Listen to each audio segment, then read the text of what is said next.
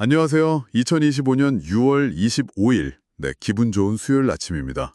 오늘 날씨 진짜 좋죠? 네, 그러게요. 꼭 뭐랄까, 중요한 정보 파고들기 딱 좋은 날씨 같아요. 맞아요. 마침 저희가 오늘 그 뜨거웠던 비트코인 서울 2025 컨퍼런스 있잖아요. 아, 네네. 그 현장의 열기를 다시 한번 좀 되짚어보는 그런 시간을 가지려고 합니다. 혹시 아쉽게 참석 못하셨거나 내용을 다시 복습하고 싶다 이런 분들께 딱이겠네요. 네, 좋은 기회가 될 것 같습니다. 오늘 저희가 좀 깊게 파볼 자료는요. 사토시 액션 펀드의 데니스 포터가 발표한 내용이에요. 미국 비트코인 법안과 글로벌 정책 흐름. 아, 그 세션 저도 관심 있게 봤습니다. 시작하기 전에 혹시 라이언님이 큐레이팅한 관련 리포트 아직 안 보셨으면 그거 먼저 읽어보시면 오늘 저희 얘기가 훨씬 더 재밌게 들리실 거예요. 네, 배경 지식으로 아주 좋죠. 자, 그럼 이제 본격적으로 한번 들어가 볼까요? 미국 중심의 비트코인 정책 논의. 여기서 핵심을 좀 뽑아보고 이게 당신에게 어떤 의미가 있을지 같이 한번 보시죠. 좋습니다. 우선 데니스 포터가 자기소개를 하면서 사토시 액션 펀드가 비영리 단체고 비트코인 정책 발전에 힘쓰고 있다고 했잖아요. 근데 특히 인상 깊었던 게 행정명령이 아니라 법제화를 강조한 점이었어요. 네, 맞아요. 그게 핵심이죠. 행정명령은 뭐 다음 대통령이 와서 그냥 뒤집어 버릴 수 있으니까요. 그렇죠. 근데 법률로 딱 만들어 놓으면 훨씬 안정적이라는 거죠. 예를 들면 뭐 자기가 직접 코인 관리하는 자사 수탁 관리나 채굴, P2P 거래, 노드 운용 이런 거요. 아하. 이런 기본적인 권리들을 법으로 딱 못 박아 두려는 거예요. 실제로 뉴앤쿠셔주에서 자기들이 만든 모듈 정책이 법안 통과에 기여했다 이런 얘기도 했고요. 성과도 있었군요. 그리고 또 정책 만드는 사람들 설득하는 그 과정에 대한 얘기도 재밌었어요. 본인은 대학 안 나왔는데도 엄청난 연구랑 데이터로 전문가로 인정받았다. 뭐 이런 얘기요. 네, 그 부분 저도 인상 깊었습니다. 단순히 안다 이걸 넘어서 이걸 얼마나 잘 설명하느냐가 중요하다는 거죠. 아, 설명 능력? 네, 예를 들어 비트코인 채굴이 맨날 전기만 먹는다고 비판받잖아요. 네, 그렇죠. 근데 그걸 뒤집어서 오히려 에너지만 안정화시키고 청정에너지 쓰게 만들고 심지어 메탄가스 줄이는 데도 도움이 된다. 이런 식으로 프레임을 바꿔서 설득했다는 거예요. 와, 그건 정말 시각을 완전히 바꾸는 거네요. 그렇죠. 전문성이랑 소통 능력이 같이 가야 한다는 거. 또 하나, 그 전략적으로 어디에 집중할 거냐. 무조건 워싱턴 DC 같은 데만 갈 게 아니라 실제 변화를 만들 수 있는 곳, 뭐 예를 들면 미국의 주정부 같은 곳에 집중하라는 조언도 있었어요. 맞아요. 역사적으로 봐도 여성 참정권이나 시민권 운동 같은 게 다 주 차원에서 먼저 시작됐다는 거잖아요. 네, 그런 사례를 들었죠. 그리고 진짜 현실적인 팁. 정책 만드는 의원들뿐만 아니라 그 밑에 있는 보좌관들하고 관계 맺는 게 진짜 중요하다고. 아, 보좌관들이요? 네. 보통 20대 젊은 친구들이 많은데 이 사람들이 실제 정책 만드는 과정에서 엄청난 영향력을 행사한다는 거죠. 근데 다들 좀 이걸 간과하기 쉽다고요. 와, 정말 현장의 목소리네요. 자, 그럼 그 데니스 포터가 꼽은 디지털 자산 정책의 4가지 기둥 얘기로 넘어가 볼까요? 네. 스테이블 코인 시장 구조, 비트코인 권리, 그리고 전략적 비트코인 준비금. 4가지. 네. 여기서 스테이블 코인을 그냥 암호화폐가 아니라 은행 시스템의 진화다. 또 비트코인으로 가는 관문이다. 이렇게 본 게 좀 독특했어요. 맞아요. 그리고 스테이블 코인 발행사들이 준비금으로 미국 국채를 사주니까 이게 또 국가 부채 비용 줄이는 데도 도움이 될 수 있다. 뭐 이런 분석도 내놨죠. 오, 그런 효과까지? 네. 그리고 시장 구조는 그 규제가 좀 명확해져야 한다는 거. 1996년에 통신법 생기고 나서 인터넷 산업 확 큰 것처럼요. 아, 네네. 그렇게 되면 이제 큰 자본도 들어오고 사람들이 더 많이 쓰게 될 거라는 거죠. 물론 혁신을 막지 않는 선에서 그 균형이 중요하다고 봤고요. 비트코인 권리는 아까 말한 것처럼 정부 간섭 없이 개인이 직접 접근할 권리를 지키는 거고요. 그렇군요. 근데 저는 개인적으로 제일 귀가 솔깃했던 게 마지막 전략적 비트코인 준비금이었어요. 아, 그 부분. 네. 아니, 불과 몇 달 전만 해도 주 정부가 비트코인을 산다. 이거 완전 급진적인 얘기였잖아요. 그랬죠. 근데 뭐 트럼프 전 대통령 같은 사람들이 언급하고 하면서 이게 순식간에 오버튼 윈도우, 그러니까 사회적으로 받아들일 수 있는 범위 안으로 쑥 들어왔다는 분석이 참. 네, 그 변화 속도가 진짜 놀랍죠.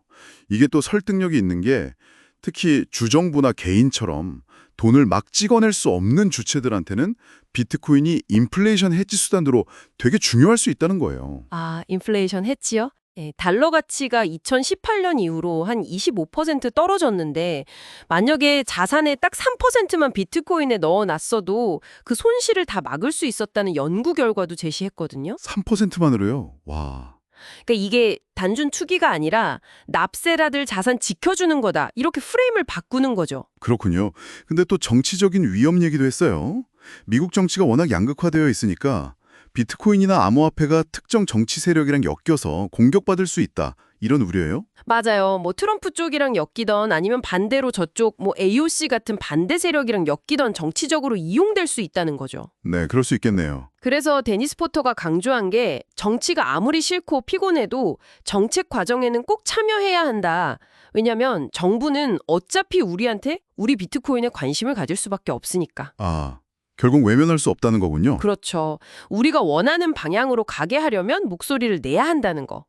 어떻게 보면 기술의 운명이 정책에 달린 거니까요. 와, 오늘 데니스 포터 이야기를 쭉 들어보니까 이 비트코인 정책이라는 게 단순히 기술 규제 문제가 아니라 정말 복잡한 정치 경제적인 맥락 속에 있구나 하는 걸 다시 한번 느꼈습니다. 특히 개인의 참여와 전략적인 접근이 중요하다는 점이 인상 깊었어요.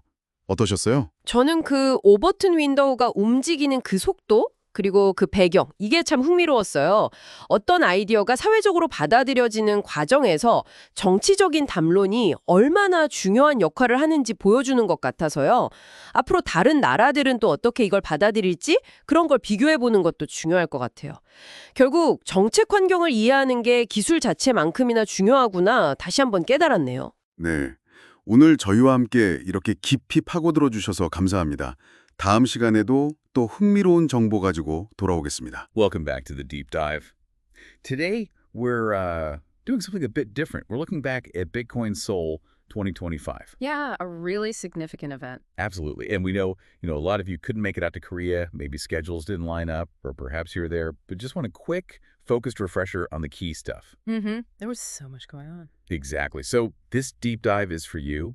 We're going to try and distill the really impactful takeaways, especially focusing on Dennis Porter's session. Right, the one on policy and adoption. Yeah, we're diving into that fascinating intersection. Bitcoin, policy, global adoption, pulling insights straight from the conference floor. And what's really interesting, I think, is seeing how the conversation shifted. It wasn't just theory anymore. Right. It was about concrete strategies. You Yeah. know, how do you actually influence real-world policy? It's moved beyond just the tech itself. Definitely. So our mission today really is to give you a kind of roadmap, show you how individuals, how organizations like Dennis Porter's Satoshi Action Fund are actually making a difference. And maybe how you can apply some of that thinking. Exactly. Because Dennis, being the CEO and co-founder of the Satoshi Action Fund, he offered this, well, pretty unique viewpoint on U.S. Bitcoin policy and how that ripples out globally. Okay, so let's start there. The Satoshi Action Fund. Oh. What's their secret sauce? How are they getting traction on policy when it feels like such a hard area to crack? Well, they're a nonprofit, right? Dedicated purely to Bitcoin and digital asset policy in the U.S. And they've had some serious wins. I mean, they passed the first strategic Bitcoin reserve law in New Hampshire, wasn't it? That's right. And they didn't stop there. They're like the first and only group to get multiple Bitcoin rights bills passed. That affects, what, over 20 million Americans now? Wow. And it's not just laws, right? They're doing academic work, too. Yeah, which is pretty unusual in this space. 6 peer-reviewed papers published. That gives them real credibility. Okay, so when you put all that together, the laws, the research, what does it tell us about how they actually influence policy? How do they make it happen? Well, I think it ties back to a point Porter really hammered home. You know, building something lasting for Bitcoin, it's not just about the tech. You need solid legal frameworks. Frameworks that can, survive political changes. Exactly. He made this great point about administrative orders. You know, like a president might sign. They're temporary. Live by the order, die by the order kind of thing. That's what he said, yeah. The next administration can just wipe it away. So real change, the kind that sticks. You have to get that language codified into law. Ah, okay. Yeah. So that New Hampshire bill wasn't just a win. It was about making it permanent, or at least much harder to reverse. Precisely. It digs roots. Much harder to pull up once it's actually statute. That makes sense. It's a long game. So building on that, Dennis also gave some really practical tips, didn't he? for how, anyone listening can actually engage with policymakers effectively. He did. His first piece of advice was, well, pretty simple. You have to engage. Just get involved. But not just engage, right? Be effective. Right. Right. Effective, efficient, quick. Focus on educating lawmakers, being a resource they can trust. And then he had that really interesting, maybe counterintuitive tip about expertise. Oh, yeah, that was fascinating. Become an absolute expert on just one thing about Bitcoin. Just one aspect, not try to know everything. Exactly. He used himself as an example. Yeah. He dove deep into Bitcoin mining's benefits. Because mining was under attack. Yeah, big time. Across the U.S., bans, extra taxes, unfair power rates, noise rules, you name it. So Porter made himself the go-to guy on why mining is actually good. Good how? Like, what specific benefits? He could explain its role in energy systems, grid balancing, how it actually helps push clean energy. Really? Clean energy. Yeah, and even mitigating methane emissions. He pointed out methane is like 80 times worse than CO2. But So yeah. by knowing this stuff inside out, legislators started calling him. So you become indispensable, a trusted source. Precisely. And that leads to another key insight he shared. Where's the best place to apply pressure?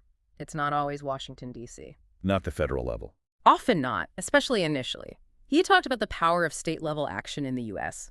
He brought up historical examples like women's suffrage, civil rights. Sort of local, right? State by state. Exactly. They built momentum at the state level, and eventually that forced federal attention. There was even a Bloomberg study in 2018 confirming this pattern. Interesting. So the Satoshi Action Fund really leaned into this, pushing model policies in different states.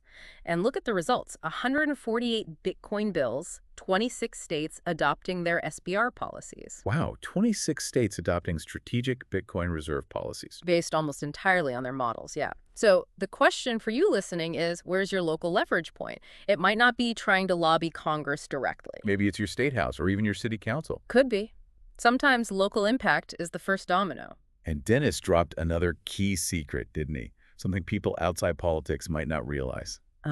Yes. Engage with the staff. The legislator staff, not the elected official directly. Well, yes, them too. But don't underestimate the staff. In the U.S. system, he explained, staff members, often young, smart, driven people, they run a lot of the day-to-day operations. Because the lawmakers are just pulled in too many directions. Exactly. They rely heavily on their staff for information, for briefings, for recommendations. So if you can get the staff to understand and support your idea, that's huge. That's critical buy-in. It really changes how you think about lobbying, doesn't it? It's not always about the big meeting with the senator. Often it's not. It's those consistent interactions with the people they trust. A real eye-opener, like you said. Okay, so that's the how. Now let's pivot. Dennis laid out 4 core policy areas, right? Like pillars for digital asset policy. That's right. 4 key pillars and why each one matters to you. Let's start with the first one he mentioned, stablecoins. He talked about bills like the Genesis Act, the Stable Act, aiming to regulate issuers, right? KYC-ML, reserve requirements. Yep, standard stuff for financial services, but applied to stablecoins. Now, you might think, okay, stablecoins. If I'm all about Bitcoin, why should I care? But Dennis had a different take. He really did. He sees stablecoins as kind of 2 things. An evolution of banking, sure, but also, critically, as a gateway to Bitcoin. A gateway. How so? Well, for a lot of people, stablecoins might be their very first time using an on-chain asset, their first crypto wallet experience. It gets them comfortable. Okay, breaking down that initial barrier. Exactly. And think about people in countries with high inflation. Stablecoins offer stability their own currency can't. And often, once they're comfortable with, say, a dollar-pegged stablecoin, the next step is Bitcoin. Makes sense. And he mentioned something about reserves, too, helping the economy. Yeah, the reserve requirements. In the U.S., typically issuers have to hold reserves in cash or short-term treasuries, so they end up buying government debt, which can actually lower borrowing costs for the government, whether state or federal. Huh. So it creates this positive feedback loop. Interesting. Not just a competitor to Bitcoin, but maybe an on-ramp. That was his perspective, yeah. A stepping stone. Okay, pillar 1, stablecoins. What's pillar 2? Pillar 2 is market structure. This one's all about regulatory clarity. Getting clear rules of the road. Precisely. Porter argued that clear market structure bills would give institutional investors the confidence they need.